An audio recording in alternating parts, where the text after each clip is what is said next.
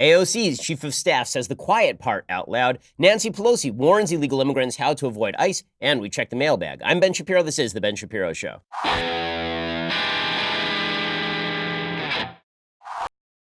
right, a lot to get to on today's show. The big breaking news, of course, is that the Secretary of Labor, Alex Acosta, is out. Thanks to the Jeffrey Epstein scandal, he has now resigned. His resignation will be effective within the week. Basically, he has 7 days to get out. Now, Trump is saying that this was Alex Acosta's decision. The truth is that it may not have been. Acosta was creating so much pressure for Trump that it made a lot of sense for him to go. There are just too many unanswered questions about how exactly the sweetheart deal with alleged pedophile Jeffrey Epstein went down. He's a registered sex offender in several states. Jeffrey Epstein, he got this pretty sweet deal from the prosecutors in the state of Florida. Alex Acosta was one of those prosecutors.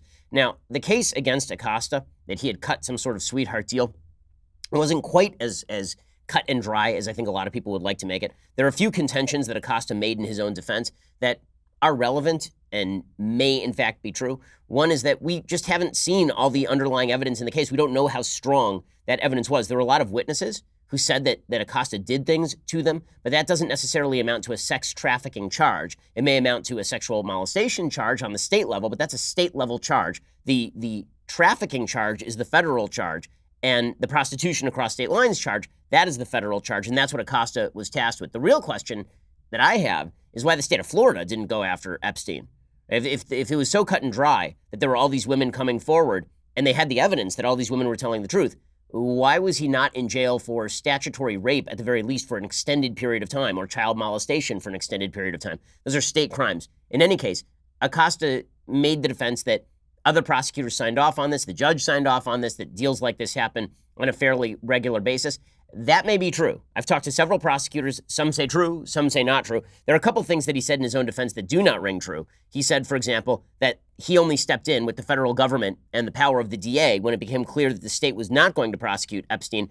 That's an odd contention because the feds and the state work on different levels. Right? You don't have to wait for the state to not prosecute in order to prosecute at the federal level. That would actually be looking like double jeopardy if that were the case.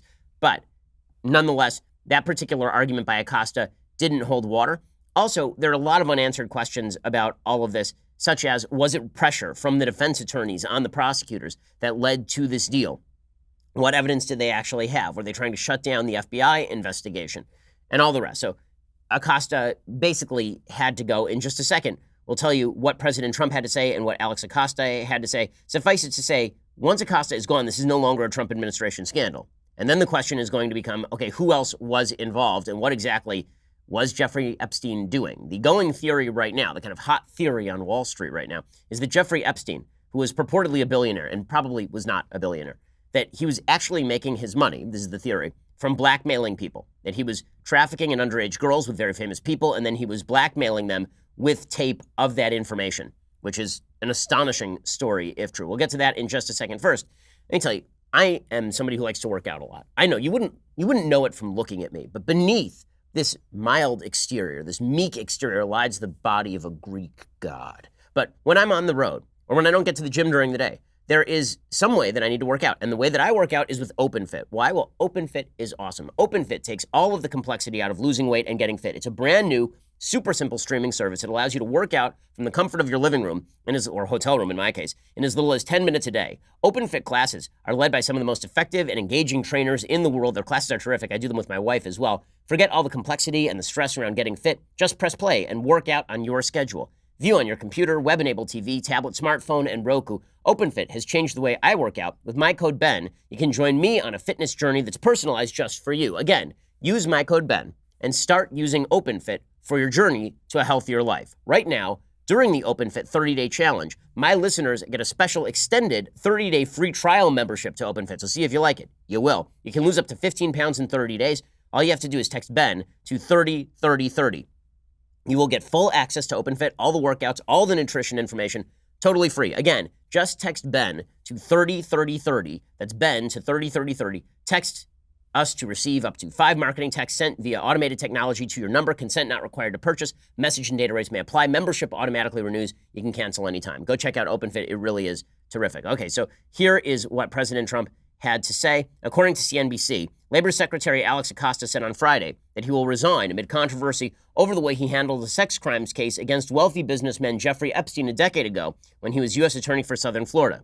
Acosta made the announcement to reporters while standing next to President Trump outside the White House. Trump said Acosta had called him Friday morning and that it was Acosta's decision to quit, which may or may not be true. It's quite possible that Acosta looked at the media coverage. He figured that Trump was going to cut his legs out from under him anyway. Better to quit than to get fired. Trump said, "This was him, not me, because I'm with him." He then said, "I said, you don't have to do this." Acosta told reporters he did not want his involvement in Epstein's controversy to overshadow the administration's accomplishments. Acosta said he will officially resign a week after his announcement. Deputy Labor Secretary Patrick Pizzella will take his place in an acting capacity, said President Trump. Trump tweeted out, "Alex was a great Secretary of Labor. His service is truly appreciated." In his resignation letter to Trump, Acosta said, "It has meant so much to me that you have offered your steadfast support in our private discussions and in your public remarks, but your agenda, putting the American people first, must avoid any distractions." That resignation came only a couple of days after Acosta gave that press conference in which he had defended his controversial non-prosecution agreement that he cut with Epstein's lawyers in 2007 when he was the top prosecutor in Miami. The issue resurfaced on July 6th when the politically connected Epsteins, whose friends have included Trump and former President Bill Clinton, was arrested on sex trafficking charges by federal prosecutors in New York last week. By the way, speaking of Bill Clinton has gone completely silent on follow-up questions about the statement that he put out earlier this week. Clinton had put out a statement earlier this week saying, "I was only on 4 trips on Epstein's airplane. Secret Service was there the whole time." And then folks at the Washington Examiner uncovered the fact that he was on at least 7 trips with Epstein and that Secret Service, in fact, probably was not present the whole time. They asked the Clinton camp about all of this, and Clinton went completely silent, which is suspicious and upsetting in every possible way. So Alex Acosta is out. That's not going to stop this thing from moving forward. Now, here's the fascinating part. What'll be fascinating is to see whether now that Acosta is out, the media coverage just drops off a cliff. Because remember, in 2007, 2008, Epstein was a very prominent political player. I mean, he'd been giving money to all sorts of big-name groups, all sorts of big-name politicians. He was hobnobbing with the Clintons. He was hobnobbing with major Hollywood figures, and no one cared when he got prosecuted.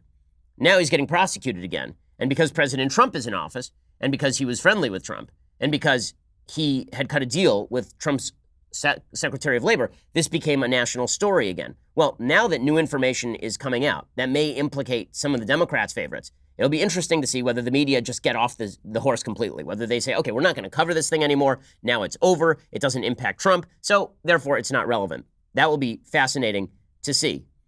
Now, again, there's all sorts of mystery that surrounds all of this. There's going to be a lot of other ugly material that comes out.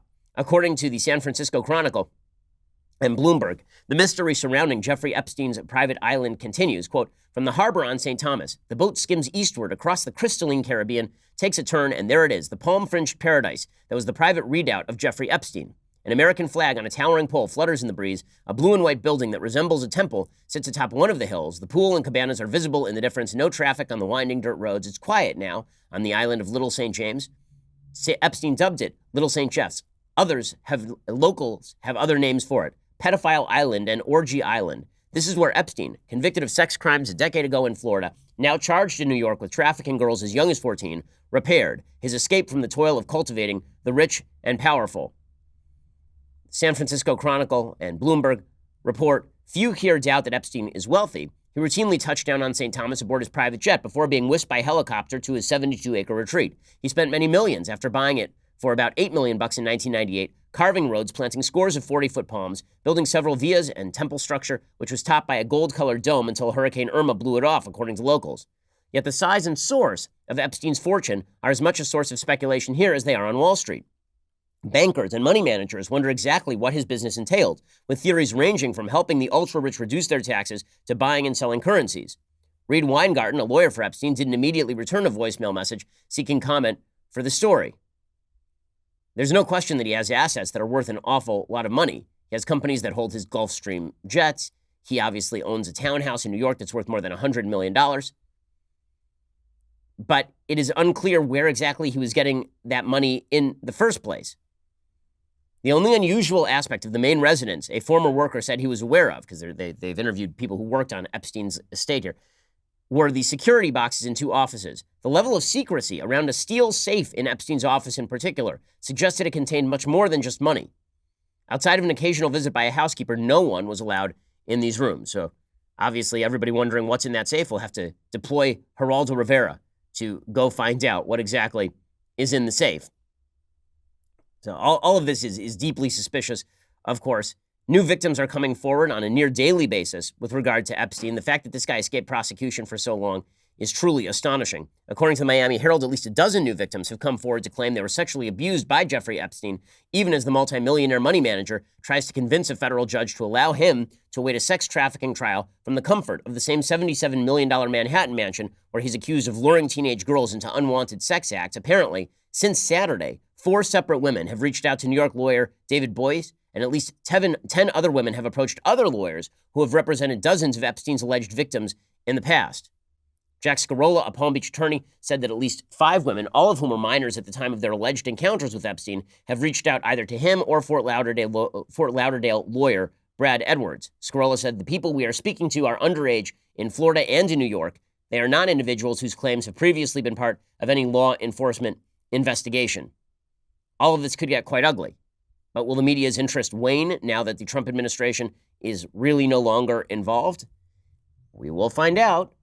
Come Monday, if Epstein is out of the headlines, you'll know that a lot of the coverage here was driven by something a little bit different than what people said it was driven by, namely outrage over the treatment of underage women. It should be driven by that. I don't think the media's coverage was really, really driven by it. We'll find out, though.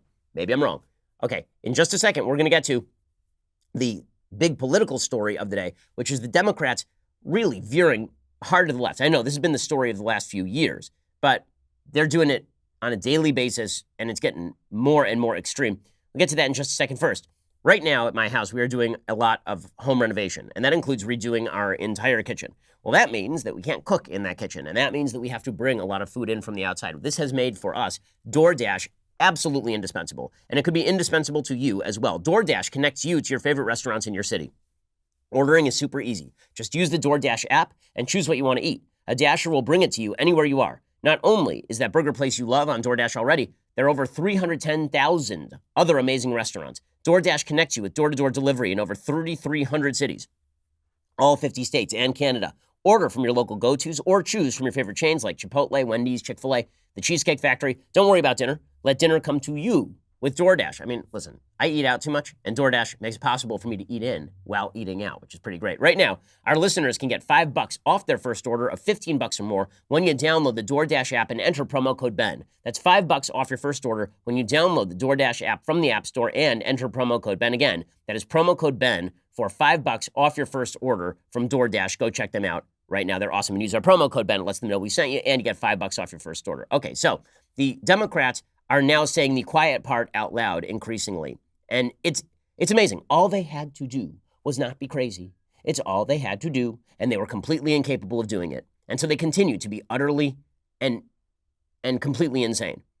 So here is a story from the Washington Post about Saikat Chakrabarty, who is the supposed genius behind AOC. According to the Washington Post magazine, I mean, the kind of glowing coverage that radical leftists receive from the mainstream media is truly incredible.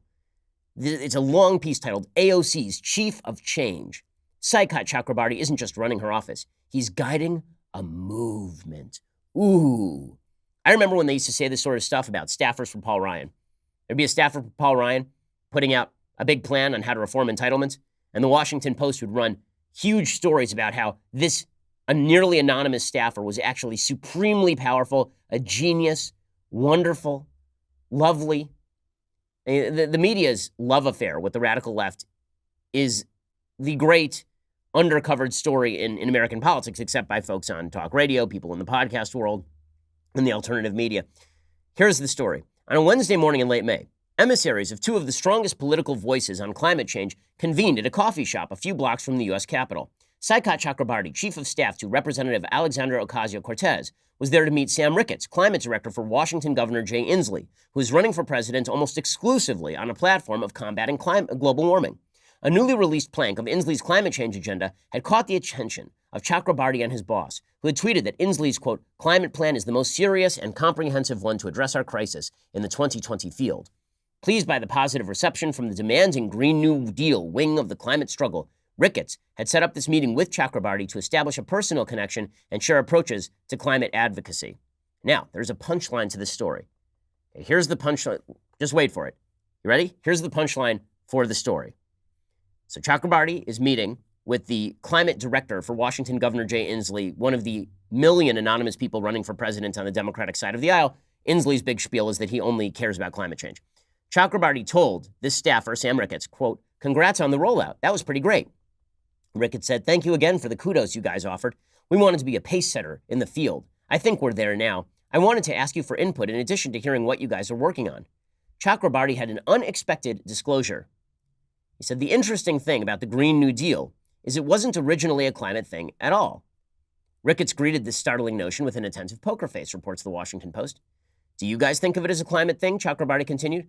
"Because we really think of it as a how do you change the entire economy thing." So that's saying the quiet part out loud right there.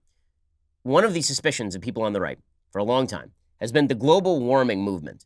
This entire, we have to restructure the entire global economy in order to bring down the climate. And then people on the right point out, well, even if you did all the things you are talking about, that would not actually lower climate change in any marked degree. You could completely devastate the economy of the United States. China and India would still be providing a huge bulk of the carbon emissions that are allegedly leading to global warming and are leading to global warming by International Panel on Climate Change, Intergovernmental Panel on Climate Change estimates. The suspicion has been that it really isn't about lowering the climate, that it really has been about a Marxist redistributionist scheme whereby you take down the American economy and then you redistribute those resources to quote-unquote poorer countries, or you undercut capitalism in favor of a global redistributionist system. And that's really what this is about. And Chakrabarty is saying this out loud. Right? Chakrabarty is saying what we are doing is we are using global warming as basically the opening for us to restructure the entire American economy. Now, Ricketts, who's the staffer for Inslee, I love this. He responds, "Yeah." And then he said, "No." Then he said, "I think it's a duel. It's both rising to the challenge that is existential around climate, and it is building an economy that contains more prosperity, more sustainability in that prosperity, more broadly shared prosperity, equitability, and justice throughout." Chakrabarty liked the answer. He said, "The thing I think you guys are doing that's so incredible is you guys are actually figuring out how to do it and make it work, the comprehensive plan where it fits together. I'd love to get into a situation where everyone's trying to just outdo each other." And then Chakrabarty said, "I'll be honest. My view is I think you guys aren't going big enough." And then Ricketts answered, "Well, we're not done. When it comes to a nationwide economic mobilization, there's more to come on this front. And other key components we're going to be rolling forward. Speak to some of the key justice elements of this, ensuring every community's got a part of this." So notice how that conversation goes. Now, this is all taking place in front of a Washington Post reporter. So they are being a lot more open than you would think they would be, talking in front of a Washington Post reporter, except that the Washington Post reporter is busy drooling into a cup, apparently, as all of this happens. So Chakrabarty says, we're going to restructure the entire American economy, and climate change is basically just a lever, a public relations lever for us to do exactly that. And then Inslee's guy's like, "Well, no, but yeah." And then Chakrabarty is saying, "Well, you know what? Let's go even further." And then Ricketts gets excited. He's like, "Yeah, let's do that, man. Let's restructure the American economy. Nationwide economic mobilization, justice, community." The Washington Post says Ricketts kept laying down chords in Chakrabarty's key. It was an acknowledgement of just how far inside establishment Washington the progressive movement has reached. Everything is intersectional now, including decarbonization. Chakrabarty told the Washington Post reporter, "I like to show my cards and see people's reactions.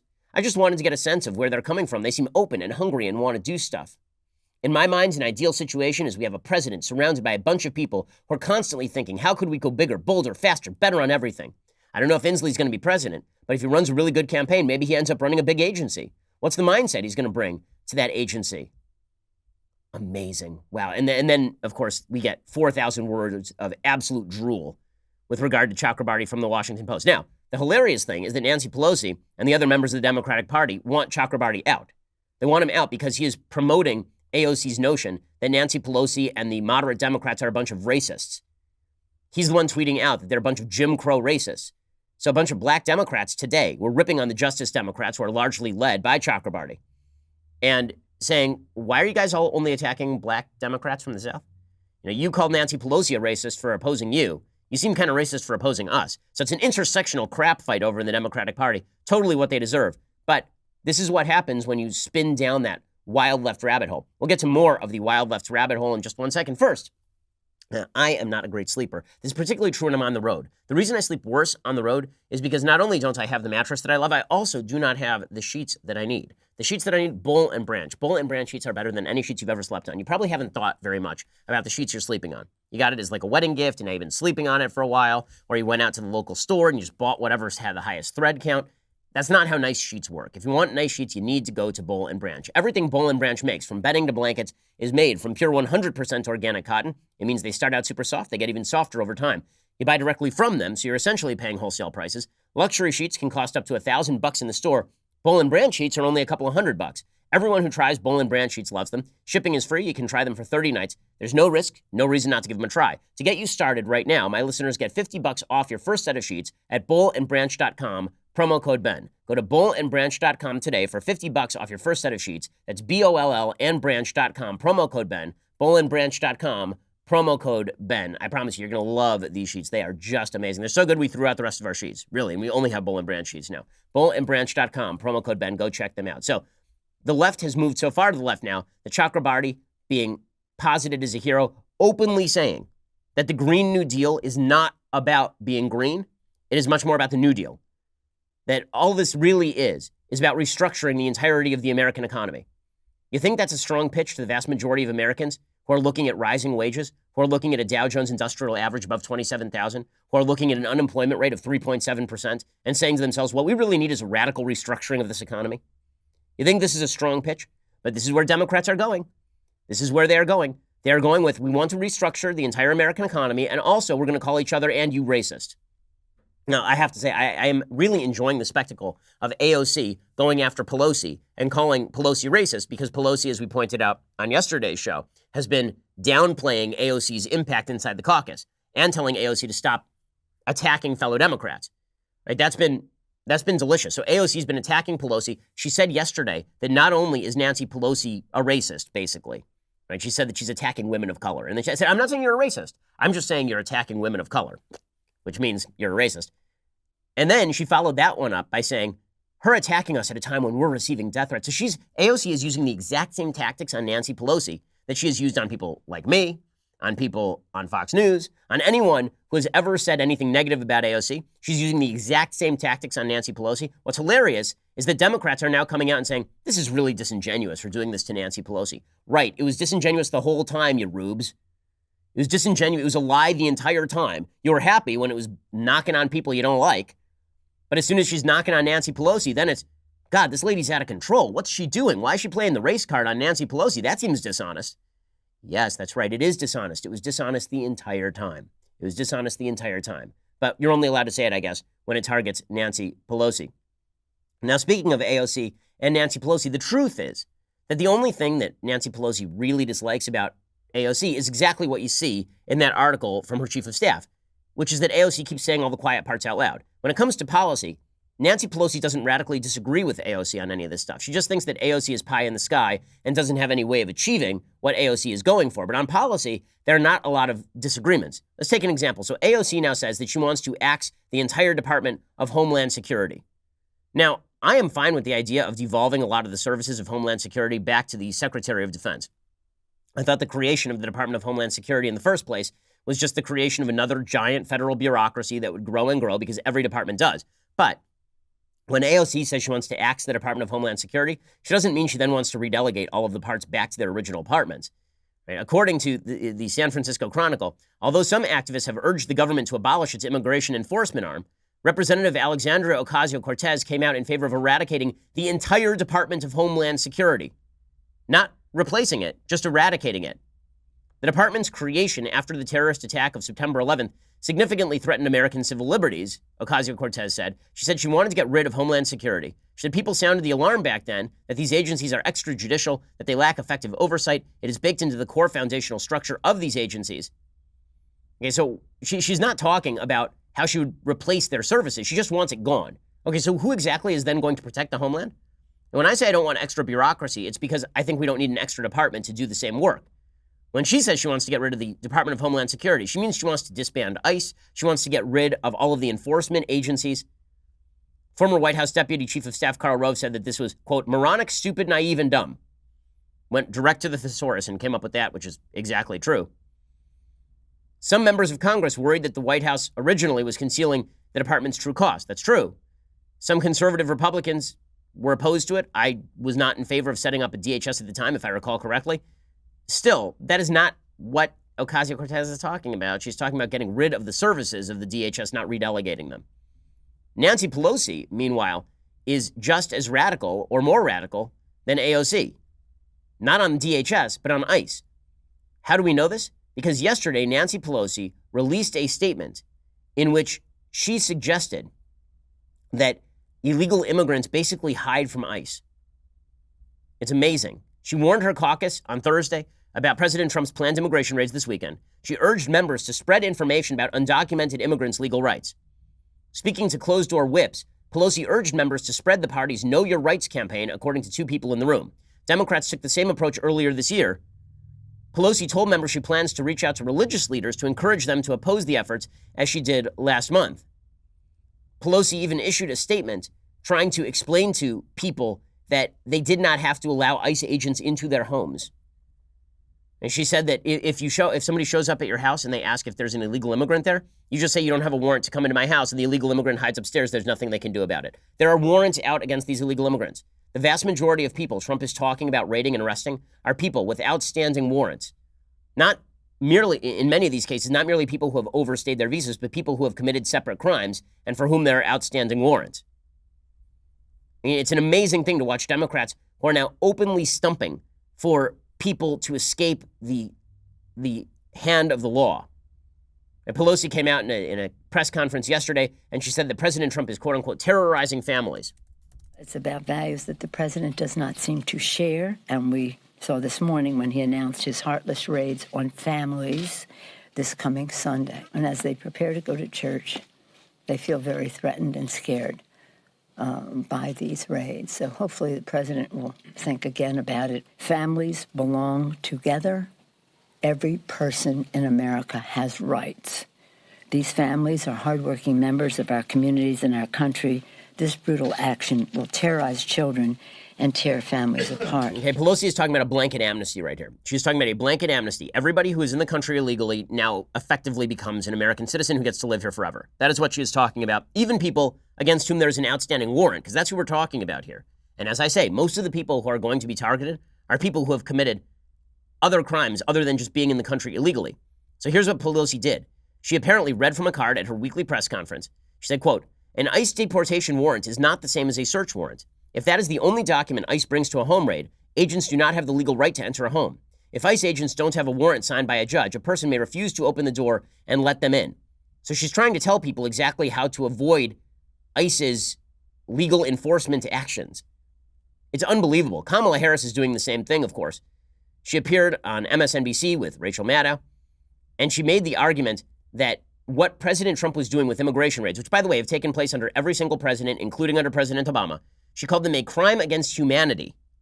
It's a crime against humanity now to arrest people upon whom there is an outstanding warrant, which does raise the question as to what the hell she was doing as Attorney General of California when presumably she was authorizing people to be arrested. She said, "The guy has now got to start distracting people from the fact that he made all these promises that I believe he had no intention of fulfilling. He has failed to perform on every level by which we should measure a president, and so he's going to create, as he often does, this distraction and do these raids, which is a crime against humanity, I believe, in the way he is coming about this and the way he has been handling the issue when you have babies in cages." That's not what this raid is. It's not about babies in cages. It's about people who have outstanding warrants against them. I mean, this is radical stuff. In Chicago, Mayor Lori Lightfoot is doing the same thing. She says, "We'll never tolerate ICE tearing our families apart." Lightfoot said the threat of raids has forced illegal immigrants to hide in fear. She said the Chicago PD will not cooperate with ICE in detaining residents, nor will ICE have access to any Chicago police databases. So just to get this straight, according to the Supreme Court and the Obama administration, if a state decides that they are going to help arrest illegal immigrants, as they did in Arizona, that is illegal under the Supremacy Clause. If, however, a locality decides to defy ICE and apparently create objective barriers to them arresting people, that's just good policy. Harris said, "I assume that what Mayor Lightfoot is doing in Chicago, similar to what Mayor Breed will do in San Francisco, what Mayor Garcetti will do in Los Angeles, which is to say we don't want the limited resources of local law enforcement to go into the job that the federal government has got to do. We want our local law enforcement to be trusted by our community and not be feared by our community." said, I don't want a victim of crime to be afraid to wave down that patrol car when she has been hurt for fear that if she stops that police officer, she's going to be deported. Okay, that's a separate issue. We are talking about active ICE raids now. We're not talking about whether somebody witnesses a crime, reports it, and then we check their immigration status. That's a different issue. We are talking about active ICE raids that are being obstructed by local governments here. By the way, if you speak to any cop anywhere in the country, and this is particularly true in Los Angeles, if you want to talk about one of the problematic enforcement issues they have is that they cannot arrest illegal immigrants and coordinate with the federal government to do so. A disproportionate number of people who are in California's prisons right now are illegal immigrants, are people who came here illegally and were not deported and committed crimes in the United States. There are a lot of illegal immigrants who are in American prisons right now and were not deported. In just a second, we'll get to the extreme position of the Democratic left when it comes to ICE. And then we'll get to why it is that Joe Biden continues to soar in polling. These are not unrelated questions. First, it is that glorious time of the week when I give a shout out to a Daily Wire subscriber. Today, it is firefighter Bradley Topliff on Instagram, who is experiencing a harsh reality in the pursuit of living a healthy life filled with vitamin LT. In the pic, Bradley, who is sitting on his couch taking a big swig out of the world's most elite beverage vessel, writes, Mother of Zeus, these leftist tears are salty. Hashtag leftist tears Tumblr. Yes, as 2020 approaches, they will probably get even saltier, so stay hydrated, my friend, and keep up the good work out there in Oregon. Really appreciate what you do, Bradley. Really appreciate. If you want to be featured in our every Friday Leftist Tears Tumblr feature, all you have to do is become an annual subscriber, because with that comes the Leftist Tears Tumblr. With it comes the greatest of all beverage vessels. And then you could be featured. It's just $99 a year.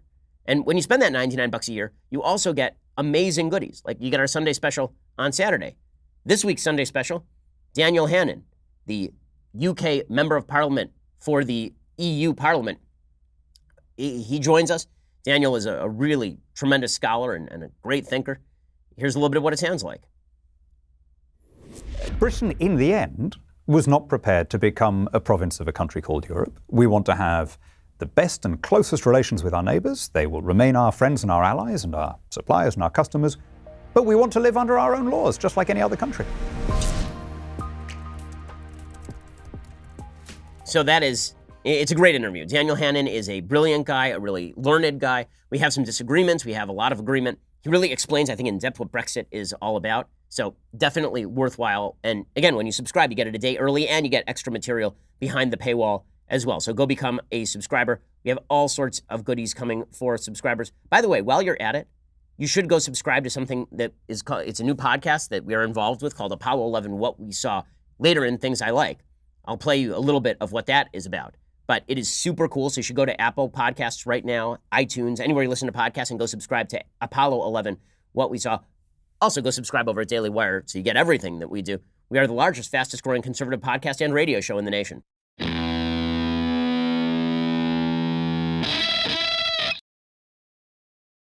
So, as I say, the Democrats becoming increasingly radical when it comes to ICE. Pete Buttigieg, who, it is amazing the gap between the amount of media coverage and money that Buttigieg has received in his polling numbers. So Buttigieg is solidly second tier. He is polling in the Real Clear Politics polling average about 5%. You know, despite all of the media coverage, which you would think would put him at like 10, 12%, he is still polling in the Real Clear Politics poll average at 5.3%, which is nowhere near the leaderboard. The leaderboard right now has Biden at 27, Warren, Sanders, and Harris all tied at 15, according to the polling average. The latest poll comes from the NBC News Wall Street Journal poll that has Biden at 26, Warren at 19, Sanders at 13, and Harris at 13. So Harris lagging a little bit, which is kind of surprising. Buttigieg at just 7. Buttigieg continues to say radical things with a straight face. Here he is saying that the ICE raids make Americans less safe. He'll have to explain why arresting people who are here criminally makes Americans less safe. I also want to get your response to the news this morning of mass immigration raids set to start in cities across the country over the weekend. Well, this makes America less safe. Look, I don't think anybody disagrees that there ought to be, law enforcement protecting people from danger. That's not what this is about. This is targeting people who are caught in a broken system where there should be a pathway to citizenship. And again, in a community like mine, if rumors start going on about raids, let alone if it starts actually happening, it immediately makes the community less safe. Okay, so the argument is that if you start arresting illegal immigrants, they won't come forward to report crimes.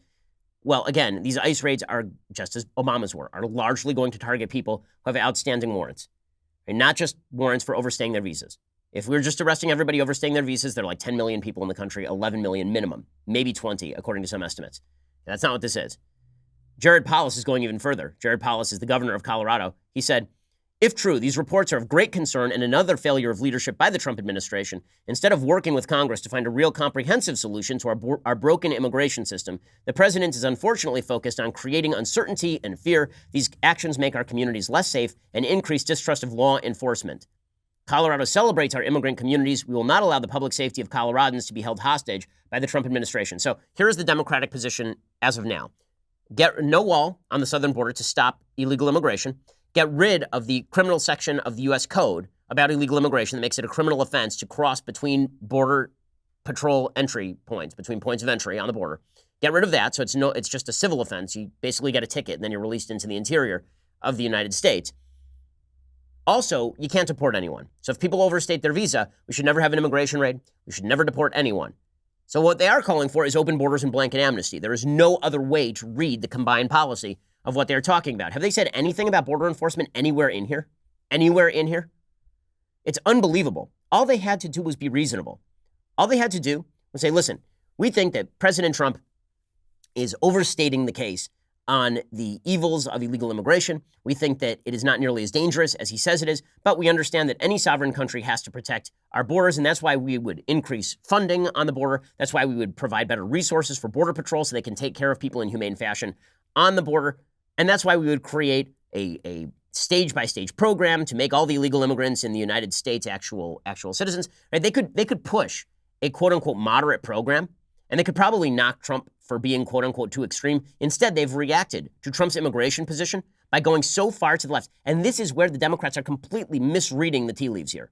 It's pretty amazing. They have mistaken the fact that people find Trump to be an off-putting personality for the idea that everything Trump says is not only wrong, but 100% wrong. And they have to go 180 degrees the opposite. So they can't just go 10 degrees the opposite and kind of deflect off some of the good points that Trump is making and then make quote-unquote better points, if that's what you think, more reasonable points. Instead, they've decided what we have to do is run directly the opposite direction. So as Trump says protect the border, we say open the border. We say arrest no one. Trump says we'll arrest everyone. Instead of us saying, well, no, we'll arrest some people, we'll arrest no one, and we'll encourage more people to cross that border, and we'll disband the Department of Homeland Security, and we'll make it a non-criminal offense to cross between points of entry. We'll encourage people to swim that Rio Grande. We'll encourage people to overstay their visas. If Democrats think this is a winning proposition, I don't know. They're high. It's unbelievable. I mean, they're in Colorado smoking up dope with Governor Polis. It's unreal. President Trump says, I don't believe in climate change. I think climate change is a hoax. It's a Chinese hoax, yada, yada. Instead of Democrats saying, no, it's not a hoax, but we are not going to sink the United States economy. We're going to come up with some reasonable plans for government funding of decarbonization facilities, which is a new thing they're trying out in Britain right now. Instead of them saying, you know, there are certain ways that we can sort of curb our use of carbon, instead of them being reasonable about any of this, they're out there saying, you know what we're going to do? We're going to radically restructure the entire American economy along the lines of World War II. So Trump says climate change doesn't exist. Not only does it exist, it is the greatest crisis that has ever faced humanity, and we are going to seize control of the means of production the way that we did in World War II effectively, and then we're going to restructure the entire American economy on the back. You think that's a winning message, guys? You really think that most Americans aren't going to look at that and go, whoa, this Trump guy's weird, but you guys are out of your minds. You really think that's the direction this is going to go? Thus, Joe Biden is leading the field despite the fact that he is a lackluster candidate, a deeply lackluster candidate. Now, in a second, we're going to get to Joe Biden and his lacklusterness. And so Joe Biden is, again, leading all the polling. He's only up by a few points. I don't think he ends up being the nominee. If he had been sticking around in the mid-30s, I think maybe he'd be the nominee, but he has been gradually sliding down, and so is Bernie Sanders, and this is the important thing. As Bernie Sanders falls, a lot of that support is going to Elizabeth Warren. Elizabeth Warren is, at this point, it's a three-person race. It's Elizabeth Warren, it's Kamala Harris, it's Joe Biden. And right now, you'd have to say advantage probably Elizabeth Warren, just because it's going to be easier for Warren to wrest away control of the Sanders voters than it's going to be for Harris to wrest away total control of the Biden voters. Although, it's been pretty easy for her to grab a big segment of that. In any case, the only reason that Biden is still alive is a reason he is running away from. So Joe Biden is still alive in this race because he is moderate, because he is a known quantity. Instead, Joe Biden has been trying to head off the radicals of the past by becoming radical himself, and that is not going to work. Because the truth is that he is not passionate about the wild left nonsense of the Democratic Party. So he's also not a very good candidate, is the sad truth for Joe Biden. So yesterday, Joe Biden gave a long, meandering foreign policy speech in which he ripped into President Trump and talked about Trump. It was incredibly boring. It didn't really do anything for him. Not only did it not do anything for him, it sort of reminded everybody that the Obama administration's foreign policy really sucked. It was probably the worst aspect of the administration. They left the Middle East in absolute flames. They left Iran in control of regional power. But here was Joe Biden ripping into Trump. Donald Trump has absolutely corroded our country's credibility. This president has bankrupted America's word in the world at the moment. He's alienated us from the very democratic allies we need most. Trump has taken a battering ram to the NATO alliance. He treats us like it's some kind of American-run protection racket. He just doesn't get it. I really don't think he gets it. Okay, well, I'll tell you who doesn't get it was the Obama administration, which you talk about undermining our democratic allies. Try Israel and Britain and Poland. There are a lot of democratic allies that the Obama administration left out there in the dust. Biden's record is not all that good. The only thing that's keeping him alive is that he is a known quantity. He feels solid. He feels stable. But lately, he's been feeling wavering. He's been feeling old.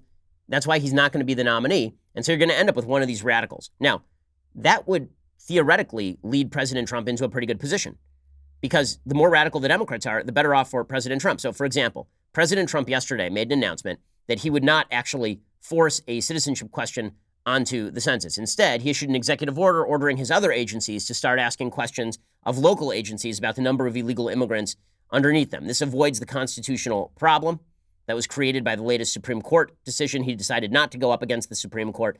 He announced this executive order, no constitutional crisis or anything like that. And then he launched into what is his solid campaign, right? His solid campaign is that far left Democrats are attempting to undermine the integrity of the United States by concealing the number of illegal immigrants in the country. This happens to be true. Here is Trump explaining. Today, I'm here to say we are not backing down on our effort to determine the citizenship status of the United States population. As shocking as it may be, far-left Democrats in our country are determined to conceal the number of illegal aliens in our midst. They probably know the number is far greater, much higher than anyone would have ever believed before. Maybe that's why they fight so hard. Okay, so he is not wrong about all of this. And so when he campaigns against the Democrats, as I've been saying all along, if he campaigns against their programs, if he campaigns against their radicalism, he'll be fine. If, however, he gets caught up in the fun of being a troll, then trouble awaits. And this is what happened yesterday at the social media get-together. So the media totally botched the coverage of a lot of this. So there's one particular area where the media not only botched the coverage, they just lied about it. So Jim Acosta lied about an exchange that took place between a quote-unquote reporter for Playboy. He's not actually a reporter. His name is Brian Karem, a supposed journalist. And this reporter actually, we'll play the tape, he actually screamed at the people who were there. And then he was confronted by Sebastian Gorka, who's another radio host on Salem Radio Network. Here was the exchange as it actually happened, and then I'll show you what Jim Acosta said about it. Don't be sad. Don't be sad. No, I'm just standing around. This is a group of people that are eager for demonic possession. Demonic You're a journalist, right? That's right. Hey, come on over here and talk to me, brother. We can go outside and have a long conversation. You're threatening me now in the White House. In the Rose Garden. You're threatening me in the Rose Garden. You are a punk. You're not a journalist. You're a punk. Go home. Go home. Hey, Gorka, get a job. Hey, just for the record, he'd kick your punk ass. Okay, so that was the exchange. Now, here's the way Jim Acosta actually characterized this. He said, White House officials invited Trump's social media allies to sit in the Rose Garden. But after the event was over, West Wing aides did nothing when those social media figures began to verbally abuse reporters who were trying to do their jobs. A good snapshot of how press is treated by White House. You heard the exchange. This quote-unquote reporter, Brian Karem, said that everyone in the garden was eager for demonic possession. Okay, that's not journalism. That's some serious journalisming right there. Brian Karem. Serious journalist, Brian Karem. Gorka confronting him was the least of the problems. Gorka's an opinion host. And Brian Karem is supposed to be a journalist. He's not a journalist. He's a joke. And the fact that he was confronted by Gorka is correct. Now, does any of this sort of stuff help the Trump administration and the image of stability they need to project? Of course not. There's two separate questions here. One is, are people like Brian Karem terrible? The answer is yes.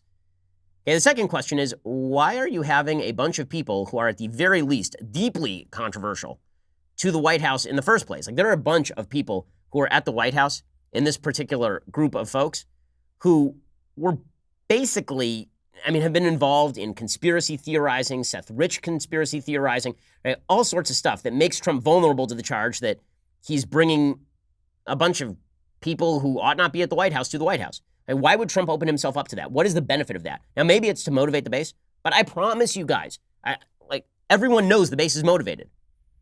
It's dumb and frankly, it's wrong. People who conspiracized about Seth Rich should probably not be at the White House. They really should not be, okay? Because that was gross. If the president wants to win re-election, all he has to do is shut the hell up and let the Democrats be who the Democrats are, and then point at them. Just stare at them and point at them. That's it. That's all he has to do. Okay, time for some mailbag because it is a Friday. So, Ethan says, hey, Ben, love the show. With both party bases getting further from the center, do you think it could lead to a dramatic split within either party? I think it is unlikely that there will be a dramatic split inside the Republican Party. I think the Democratic Party, party capture is more likely than a dramatic split. Mainly because I don't think that the American political system allows for a powerful split the same way that it did back in the 1850s when the Republican Party split off from the Whig Party, where you had multiple parties. The Free Soil Party was a party. You had a bunch of different parties that were running in the 1850s as the parties began to crack up and fall apart.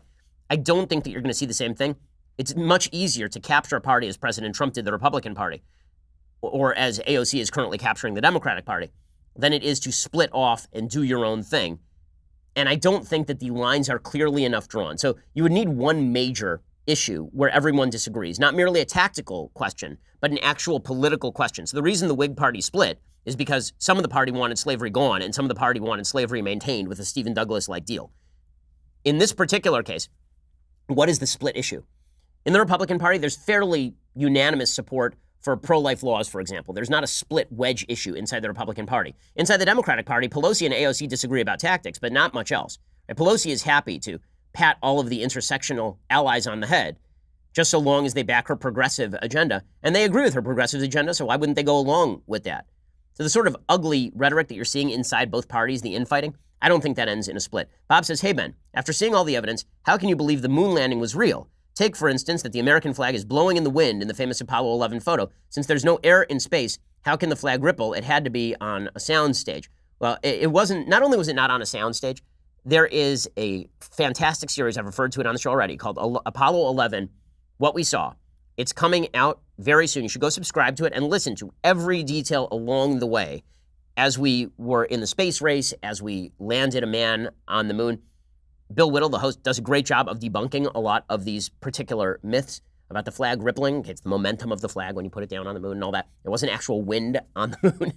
But the fact that people are bound up in conspiracy theories about the moon landing shows that people are willing to place an interpretation of events that far exceeds the evidence for that interpretation. It's something we should watch out for in politics all the time, is looking at a series of events and then creating a narrative to explain the series of events, as opposed to what may be the more plausible narrative, which is maybe these events don't have anything to do with each other.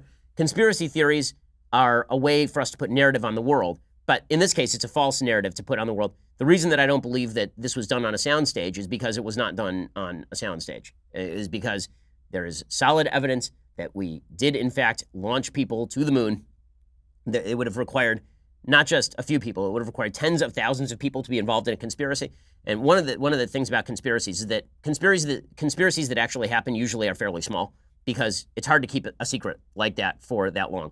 Okay, Samson says, hi, Ben. You often talk about the United States needing to become a more virtuous society again, how religion is a great way to do so. I think the case could be made that many people on the right also see their politics as their religion and source of identity. What is the difference between that and a leftist? P.S. I'm not talking about racism and white supremacy. So I agree with this. I think there are a lot of people on the right who see politics as religion and are willing to follow a strong leader and who are willing to substitute political principle for a feeling of religious observance. who believe that if you disagree with them politically, this means that you are evil in some way. Now, I'm not saying there's no such thing as an evil belief system. I think communism is an evil belief system. I think Nazism is an evil belief system. However, if you are saying that not based on the lack of virtue in those systems, but based on this agreement about tax rates and property distribution rights and all of that, then and if you are linking, more than that, if you are linking somebody's identity to the political views that they hold without saying, okay, love the sin or hate the sin, then you are making a very large mistake. I fully agree that there are people on the right who have been sucked into spending more time thinking about political issues than about their fellow man. And what that leads to is actually less of an open debate and less of an open conversation. Because if you share general moral principles with someone, you're going to have a lot easier conversation about the political ramifications of those moral principles than if you do not. Now, I will say that there is a reaction on the right to the religious treatment of politics on the left, and that is for the right to harden its flanks. So the left, I think, has gotten a lot more religious than the right because they were irreligious in the first place, typically, and much more secular. And so their religious principle has become, if you disagree with us about environmentalism, you're damned to hell flame forever. And the right has responded by saying, well, you're saying we're damned to hell flame. You guys believe in abortion on demand. I mean, we'll talk about hell flame. That seems like a pretty good place to go. Listen, I don't want to downplay serious political disagreements because there are serious political disagreements. The difference between, actual practice of actual religion and the practice of politics as religion is that politics as religion inherently involves government compulsion. That's what politics is all about. It's not merely about convincing each other with regard to arguments without regard to the government. Politics is about using the power of government to enforce your will. The problem is when politics becomes religion, then government and religion are the same, and you have what is effectively a secular theocracy. And there I do see some people on the right who are falling into that trap. The left has been in that trap for quite a while. Ryan says, hey, Ben, I was wondering if illegal immigrants have constitutional rights as per the text of the U.S. Constitution. Obviously, they have human rights, but it seems weird to me that specifically American rights apply to non-citizens just because they cross the border. Thanks, Ryan. Well, it depends on the right. So obviously, illegal immigrants do not have the constitutional right to live where they please, right? They can be deported. There are certain rights that the Constitution applies to any person living within the borders of the United States and subject to the jurisdiction thereof. So you're not allowed to just go in and beat the living hell, like the police can't go and beat the living hell out of an illegal immigrant for no reason. So there are certain rights that apply to anybody living within our borders, but it's not every constitutional right. Not every constitutional right applies to illegal immigrants. I mean, one of the questions is, can you tell somebody's an illegal immigrant right off the bat or not? That's not clear. So you have to assume they're an American citizen until you have proof otherwise, presumably. Brian says, Ben, am I taking crazy pills? This question of citizenship has appeared on the census for more than 100 years. It is public record. Most census questionnaires ask for birthplace, appearance, immigration, legal status. Many literally have a citizenship column on the census form. This has been standard procedure for years. What am I missing? What are people arguing about? Excellent question. They're arguing over stupidity. The left doesn't want this question on the census because they believe that the Trump administration is trying to gather information about how many illegal immigrants live in districts for purposes of redistricting, which, by the way, should be done. We should have districts that are drawn based on the number of American citizens living in a district, not on the number of people, including folks who cannot vote or take part in American politics, living in those districts. But basically, I think that this is animus against Trump, frankly. It's animus against Republicans. I don't see a rational reason not to ask that question. Matthew says, hey, Ben, I've been listening to Milton Friedman lately. It's been common knowledge that FDR and his New Deal extended the Great Depression by 8 years. Where could I find some good resources on this to read more on it? So there was a good study from UCLA, Anderson School of Business, that came out a few years ago. If you search Anderson School of Business, study Great Depression, it'll come up, talking about how the Great Depression was lengthened by 8 years. Also, there's sort of a variation between the Vienna School of Economics and the Chicago School of Economics on what exactly led to the Great Depression. Hayek wrote about it. So did Milton Friedman. Friedman basically suggests that it was a lack of inflation in the monetary supply. It was the contraction of the monetary supply. Hayek suspects, and members of the Viennese School of Economics suspect, that it was government interventionism, tariffs and trade barriers, and actually a bubble that was created by the federal government in terms of currency in the 1920s that led to an ease of credit in the 1920s that led to the crash. There's a very good book called Vienna or Chicago, I believe it's by Mark Skusin, that talks specifically about that argument. If you want a book that talks about the failures of FDR's policy during the Great Depression, Amity Shlaes has an excellent book about this as well. Let's see. Rohan says, Ben, Elon Musk has said that he would like to see a permanent human presence on Mars. Having a self-sustaining outpost on Mars would serve as an insurance policy if something disastrous were to happen to humanity on Earth. What are your thoughts on this? Do you think space exploration has the ability to serve as a social fabric, meaning it would unite Americans, allow us to move past identity politics and leftist intersectionality? Best, Rohan. Well, yeah, I mean, I think it would be great. I think that what Elon Musk is talking about by colonizing colonizing Mars, that'd be fantastic. I think humanity totally should do that if we can, and it would be a worthwhile mission, a useful mission. Now, here is the big issue. Is that going to solve the problems that we have here on Earth? No, because we're human beings, and human beings have problems. We can go anywhere and have problems. We can travel across seas and to distant lands and still have those problems. Within 200 years of us colonizing Mars, within 50 years of us colonizing Mars, there will be intersectional battles over land redistribution on Mars. Human beings are always going to be human beings. Human nature is always going to be human nature. Now, increased amounts of territory are going to presumably ease some of the problems, but it depends how hard it is to colonize Mars. I assume people aren't just going to be flying up there in their own personal spaceships and then planting the flag on a bit of territory where they put some rocks down, the way that we did when people crossed America, crossed a continent to lay out a homestead, for example. I assume that a Mars colony would be a lot more organized top-down.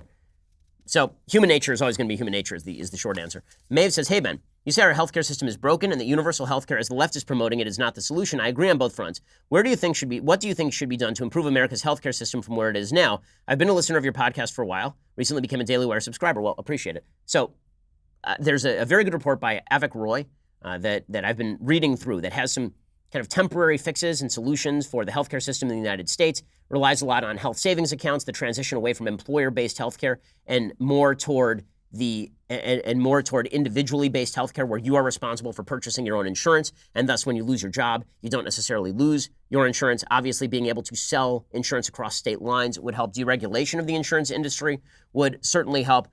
Lowering licensing requirements in particular areas of medicine would help. Greater price transparency on drugs would certainly help. As I say, Avik Roy is, I think, probably the leading scholar in America on this, and he has about a 300-page report that is well worthwhile kind of browsing. I intend on going through it at some point in a future episode. Maybe I'll have Avik on one of our Sunday specials, and we can talk about all of the solutions. David says, Dear Ben, is there a point where the 2020 candidates will reach the end of the radical flank? What would that look like? Thanks, David. No, there is no point at which they reach the end of the radical flank. It is free everything all the way down. Now, in terms of policy, none of it will apply. In terms of policy, none of this stuff will be done. It's all nonsense. Angela says, what are your critiques of Nietzsche's 4 critiques on Christianity? So, first of all, that is a very obscure question, so I would actually have to look up to remind myself what Nietzsche's 4 critiques on Christianity are. So I'm going to punt on that because I frankly don't know those off the top of my head. I know that his sort of generalized critique of Christianity, which is that it created a slave mentality where meekness was supposed to serve as a substitute for strength, and that the poor would rule the earth and the meek would rule the earth, and so it's an anti-meritocracy. I think that is a complete misread of Christianity. I also think it's a complete misread of Judaism. He sort of conflates the two. I don't think that is right. He says that Christianity is about victimization, basically, and it's about pity. I don't think that is correct. I think Christianity, in my read, and again, I'm not a Christian scholar, but I am, more knowledgeable about Judaism. So I'll talk about Judaism. Judaism is not about a victim mentality, which he sort of suggests it is. Judaism is about the idea that you have obligations and duties to God, and you are obligated to fulfill those duties to God, regardless of whether you believe yourself to be a victim in the first place. It doesn't say that the last shall be first and the first shall be last, or any of that sort of stuff in a practical sense. What it is saying is that in a moral sense, people who are more moral in a better time will reap the benefit of their morality. I am not a fan of Nietzsche's morality. I think that Nietzsche's morality is his critique of what happens when secularism takes over is exactly right. I think that his belief that Christianity falling away would lead to a better world is exactly wrong and was proved wrong in his own country within the next few years. Let's see. Sarah says, howdy, Ben. What are your thoughts on robot umpires being introduced in baseball games? I've heard some people say it strengthens the integrity of the game. I am totally for robot umpires. I am 100% for robot umpires. I want more pitches called correctly. I don't want a changing strike zone. I don't want pitch framing to be the big issue at a game. I want to know on an objective level. I like data. I want to know on an objective level whether a pitch is a ball or a strike. I think hitters would like that. I think pitchers would like that. Then it's just a straight up competition between the players. Making the umpire the issue is really dumb. Paul's final question. Paul says, My husband and I just had our first child. While I would like to quit my job and raise for myself, he thinks she won't develop social skills if she doesn't go to daycare. Could you please share your thoughts on daycare versus raising kids at home? I've seen very little evidence that going to daycare actually creates more social skills than going to school when you're 5 years old, for example. I don't think that the data is there to support that idea. Now, with that said, my kids went to preschool. My kids right now are in preschool. So, I think that there's nothing wrong with sending your kids to preschool. My wife works, obviously.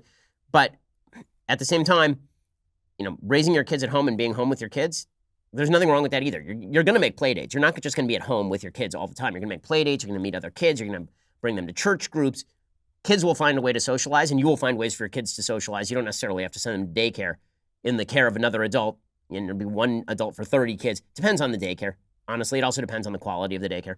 Okay, time for some things I like and then some things I hate. Extra long show today. So, things that I like. So, I've had a chance to sit down with Bill Whittle. I mentioned this before. Apollo 11, What We Saw. Go subscribe right now. It's great. Okay, this is the 50th anniversary of the Apollo 11 moon landing. I sat with Bill a little bit yesterday, and we talked about what exactly happened with Apollo 11, why it's still important. Apollo 11, this is Houston. Welcome to Apollo 11 Mission Control. What's left of it anyway?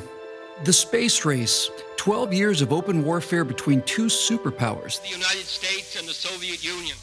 We used our best missiles, our best pilots. Scientists and engineers. We employed aircraft carriers, radar stations, all the military hardware we had to defeat our ideological nemesis, when each team had over 20,000 nuclear warheads apiece. The space race was the defining act of the second half of the 20th century. Time for this nation to take a clearly leading role in space achievement. 50 years ago, men from planet Earth first set foot upon the moon. You owe it to yourself and to history to experience the space age from the inside and see how it took hundreds of small steps to get to that one giant leap. I'm Bill Whittle, and this is What We Saw. Well, Bill Whittle, I'm so glad that you could stop by. Bill, of course, is hosting a brand new podcast, Apollo 11, What We Saw. So, Bill, tell us about what this podcast is actually going to be. Well, we had 4 segments of about an hour each. The final one turned into almost 2. So the great news is, while every segment talks a bit about the Apollo 11 mission, I get to break that down into different areas. But the great thing is we basically cover the entire space race, from Chinese rocket-assisted arrows to SpaceX landing twin boosters on the Falcon Heavy launch. And, one of the things I realized, Ben, is that people who have so much trouble believing that this happened have trouble believing it happened because they're told that the moon landing just kind of parachuted into the world. We're watching, All in the Family. Hey, hold on, news announcement. We've landed on the moon, apparently. And what they don't see is that every single 3-4 weeks prior to that, for 4 or 5 years, there's just another mission going a little bit further, a little bit further, a little bit further, a little bit further. And we get to talk about all of them. The series is beautiful. I mean, it looks beautiful. It sounds terrific. It really is. So what do you think was the importance of the moon landing? I mean, we obviously all pay attention to it because it's amazing in and of itself. But what do you think was sort of the greater impact of the moon landing? Kennedy caught 2 things with that famous moon landing speech of his. And I don't even know if he knew that he caught them. But he said, we want to do this not because it is easy, but because it is hard. And what he selected was the hardest thing to do it was the hardest thing to do in the world at the time. And so we had been so badly humiliated by the Soviets. This is we're at a war with the Soviet Union. We've got 20,000 nuclear weapons, so do they. We've got test pilots, aircraft carriers, all this stuff. We can't use them because if we do, there goes, all of our cities, and theirs too. So what this was a way for us to showcase our technology and our ability and impress third world countries and all the rest without actually killing each other. But it's all about missiles and pilots and radars and all that stuff. So Kennedy said, what is the hardest thing we can do? And since we'd been so humiliated since Sputnik, he realized that the American people would what they would think of themselves more than what the rest of the world would think of it. But the main thing he said that really got it is that opening sentence. He says, we choose to go to the moon. And that's it. Once you make the choice to go, it's just an engineering problem. That was the hard part. That was the hurdle to go into the moon, was making the decision to go. And one of the things that you talk about in the series is the uncertainty of the people who were involved in this project as to whether it was going to work. I mean, we sort of take it for granted that the thing worked, but that was a knife's edge thing, it sounds like, for the vast majority of the planning. Armstrong and Aldrin admitted after the mission that they figured they had a 50-50 chance of getting home, which is not the kind of thing you want to do at home. Flip a coin, it's heads, you keep on going with your day, tails, close the door and turn on the car in the garage. But that's one of the reasons why they deserve the heroism. The 3 Apollo 1 astronauts died in a fire in the capsule that was so horrific. And I get a chance to go a little bit into those details. And I go into those details not because it's gruesome, but I don't do it because it's just kind of macabre. I do it because people need to understand the courage it took to take the risks they took. The Apollo 1 crew had complained about all of this flammable material in the capsule. And when this capsule caught fire, and all 3 of them died in the fire, when they got the door open, it took over an hour to get them out of the capsule because the nylon had fused them into the side of the capsule. Now that's not a pretty image, but that image is something that every single guy who flew those missions had in the back of his mind. And that's why you need to tell that part of the story because of the heroism. But to be honest with you, since I was an astronaut when I was 5. I didn't want to be. It was just a paperwork issue. You had to get sorted out. So I really grown up as an experimental test pilot and stuff. And the thing I like most about the series is we get a lot of the really strange, really odd backstage stuff that nobody really gets to talk about. I mean, since you get into such an inordinate level of detail with regard to what exactly happened with Apollo 11, what do you make of all the people who remain conspiracy theorists, who think that this was all shot on some backstage lot somewhere? Yeah. Well, I used to get a lot more angry at them than I do now. And having done, I knew the space program very well, but having done the research I did, I realized that the reason, as I said, that so many people have a hard time believing it is analogous to the fact that you say that the Wright brothers went down to Kitty Hawk in 1903 and built an F-22 Raptor. And the Wright brothers can't build an F-22 Raptor, but they didn't.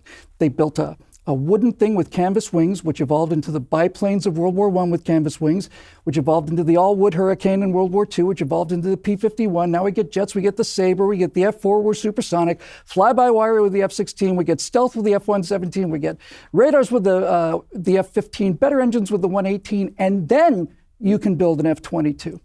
And the entire purpose of this show is to take a look at every single one of those hundreds and hundreds and hundreds of small steps that got us to that giant leap. And now that we look back on this, and we haven't been back to the moon in a manned mission since, what's changed? I mean, is it the scope of American ambition? Is it our belief in ourselves? What do you think has changed in terms of how we view space? I think I think we will go back. I didn't think so 3 years ago. I thought this was going to be the pinnacle of human history, July 20th, 1969. But I've changed my mind in the last couple of years. What I think is going to happen is you can measure the greatness of America by the fact that this country got bored with going to the moon. You got to think it's really what happened. We went to the moon? Yeah, all right, I'm done. What's next? We spent 2 generations essentially in orbit with space shuttles and Skylab and stuff. We're essentially retracing John Glenn's flight from 1962. And so we spent 2 generations going nowhere. But with SpaceX and Blue Origin and all the rest of this stuff, we're seeing a new kind of enthusiasm. And as I say in the podcast, I was 10 years old at the Plaza Hotel when they actually stepped foot on the moon. And we had the windows open, and down in Central Park, there were probably 30 or 40,000 people watching these projection screen TVs. And when he stepped on the moon, this cheer just came up, It's just this unbelievable sound. Never heard it at a football game, anything like it. But I did hear it from the millennials who were inside the SpaceX building when those 2 boosters came down and landed. It was that same almost unbelievable pitch of excitement. And I think the second time is going to be a lot looser, a lot more fun. We're going to have any company, Ben, any company whose recovery ship is official name is, of course I still love you, those guys are going to Mars, and I don't have any doubt about that at all. Well, Bill Whittle, the series is called Apollo 11, What We Saw. Everybody should go check it out. You can subscribe over at Apple Podcasts. You can get it at iTunes, anywhere you get your podcasts. Go subscribe right now. It really is terrific. Bill, thanks for stopping by. Good to see you. My pleasure, buddy. I got to go back to the underground control chamber now, where I've been since I was 10. We mission control back up there in case the Soviets launch a nuclear attack, and I've basically been there since 1969. Well, as long as they don't have Twitter, you're better off. So, what? Catch you in a bit, Bill. You betcha, buddy. I agree with me. Go and subscribe right now. Apollo 11, What We Saw. Okay, time for a quick thing that I hate. Alrighty, so here is a very stupid thing. There is a person named Dan Hassler-Forrest, and he writes a piece for the Washington Post today. He's an author and public speaker on media franchises, cultural theory, and political economy. He works as assistant professor in the media studies department of Utrecht University. And he has a piece today in the Washington Post titled, "The Lion King is a fascistic story. No remake can change that." Oh my God. I mean, last I checked, The Lion King was actually just a story about lions. But apparently not. Apparently it's about the evils of democracy. Here's what this columnist writes. Last November, Disney broke the internet with its teaser trailer for The Lion King. This 93-second video gave millions of people chills by faithfully recreating key moments from the original film's beloved opening number. But as nostalgic as Circle of Life may make us feel, this bombastic scene is also a painful reminder of the film's ideological agenda. It introduces us to a society where the weak have learned to worship at the feet of the strong. Oh my God. Basically, The Lion King is just Hamlet, right? I mean, that is the basis of The Lion King. It is the uncle who tries to kill the father, and Mufasa dies, spoiler alert, and then the son has to do something about all of that. If Hamlet were a straightforward story, then it would look like The Lion King. It's obviously based on The Lion King with the toucan as Polonius and the whole thing, right? The whole thing. The fact that this is now being taken seriously as some sort of metaphor for why monarchy is good is hilarious to me. We may be overanalyzing this thing a little bit too much. This columnist says, as we watch the herbivores congregate to bow down before their newborn ruler, The Lion King offers us a seductive worldview in which absolute power goes unquestioned and where the weak and the vulnerable are fundamentally inferior. In other words, The Lion King offers us a fascist ideology writ large. There seems to be no way out for the forthcoming remake. The first thing to understand about The Lion King is that it isn't in any way about lions or any other animal species. No, it kind of is, and it says so in the title, The Lion King. And then also there are only animals and no humans in it. It's amazing how the left will struggle to say that certain things are not metaphors, and then they will immediately say that this is a metaphor for fascism on Earth. As in every fable, a variety of cute and cuddly figures stand in for human societal organizations. Mapping our internalized social hierarchies onto these pristine and neutral world of the animal kingdom renders these power dynamics natural, common sense, and desirable. Okay, so first of all, let's just be real about the animal kingdom. Lions eat zebras. Okay, when they're called the king of the forest, king of the jungle, okay, this has been a thing for quite a while, and that is because the lion is the apex predator in this particular scenario. That's called nature. By using the predator-prey relationships to allegorize human power, the film almost inevitably incorporates the white supremacist worldview. So now, believe it or not, the argument is that The Lion King is about white supremacy. Now, last I checked, Mufasa, his voice in The Lion King, is James Earl Jones, who is black. Simba, in the remake, is played by Donald Glover, who is black. Nala, who is his wife, is played by Beyonce, who is black. Sarabi, who is his mom, is played by Alfred Woodard, who is black. James Earl Jones is still Mufasa and still black. But apparently, it's all white supremacy. It's all white supremacy. Wow. Obviously, such fables can serve politically diverse ends, says this columnist for the Washington Post. George Orwell's Animal Farm employed a similar allegory to make class distinctions more blatantly visible and to criticize authoritarian systems of power. Disney's own Robin Hood adaptation similarly associated power systems with animal food chains, but used its allegory to poke fun at the obvious greed and corruption that define the predatory ruling class. But the sympathies of the Lion King lie elsewhere. Doubling down on Disney's historical obsession with patriarchal monarchies, it places the audience's point of view squarely with the autocratic lions, whose pride rock literally looks down upon all of society's weaker groups, a kind of Trump Tower of the African savannah. So now Mufasa is Trump. Oh man, I love these lions. They're unbelievable. Simba, let's go eat a zebra. When Grand Patriarch Mufasa explains patiently to his son how this division of power works, he emphasizes that the king must maintain balance in their kingdom. This seems fine when we think about the environment, where balance sounds great, because they're living in the environment and aren't animals, so yes. But when we consider he's really explaining to his own heir why it's perfectly fine to behave dictatorially, the lion's perspective feels a lot more unsettling. Bad as it is that the powerful are presented as inherently superior to all other things, things get substantially worse once the hyenas are introduced.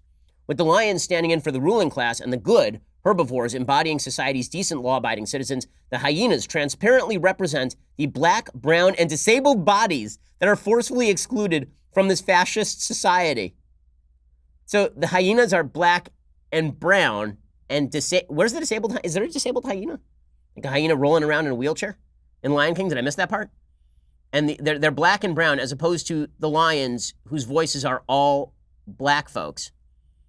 Noticeably marked by their ethnically coded street accents, the hyenas blatantly symbolized racist and anti-Semitic stereotypes of verminous groups that form an inherent threat to society. Oh, that's what's going on. It's the Jews. How did I miss this whole thing? I mean, maybe I missed it because they're obviously supposed to be Nazis. They have like an actual Nazi march with goose stepping in the original Lion King movie. When Scar sings Be Prepared, the hyenas actually march like Nazis. It's an obvious Nazi allegory. Nonetheless, this is so great. This foul betrayal of tradition is predictably orchestrated by Scar, the misfit lion whose opportunistic desire to advance the status of minorities echoes the way conservatives speak of liberal politicians when they act as if compassion is merely opportunism. Simultaneously, his effeminate gestures and lack of interest in heterosexual reproduction mark him as queer, like the vast majority of other villains in Disney's exclusively heterosexual world. What in the world? What? Guys, did I miss this? I feel like, did you ever get that all the villains in Disney films are gay? I feel like I missed this part. Wow, that's amazing. Jafar in Aladdin literally wants to have sex with Jasmine throughout the entire film. And Scar is hitting on Simba's mom, if I don't misremember. Adding insult to injury, the social outcast rebellion against Mufasa's autocratic regime is explicitly associated with the imagery of goose-stepping Nazis. They're actually the good guys. But as so often in Hollywood films, the explicit Nazi iconography serves primarily to distract us from the hero's own fascism. Simba's final ascent to the throne, his masculine roar returning Scar's dystopia to its Edenic natural state, is nothing less than the Führer principle at work. The idea that those we entrust with positions of leadership are blessed with a natural, even divine superiority. Unbelievable. Unbelievable. Now that Disney has become by far the most powerful entertainment company in the world, we've seen several attempts to update and correct its ideological payload. Maleficent and its forthcoming sequel changed a deeply sexist fairy tale into a feminist parable about sexual abuse. Aladdin made at least some attempt to mitigate the original film's Islamophobia. Beauty and the Beast included a very minor openly gay character. The new Ariel will be a mermaid of color, and Mulan has been overhauled to become less offensive to Chinese audiences. But we should get rid of the Lion King, presumably. These people are the worst. Ruining everything in American life and culture, making everything worse, all in the name of wokeness. Well done, everyone. Well, we'll be back here a little bit later today with 2 additional hours of content, as if we haven't already given you enough. And then we'll be back here on Monday. So if we don't see you until then, have a wonderful weekend. I'm Ben Shapiro. This is The Ben Shapiro Show.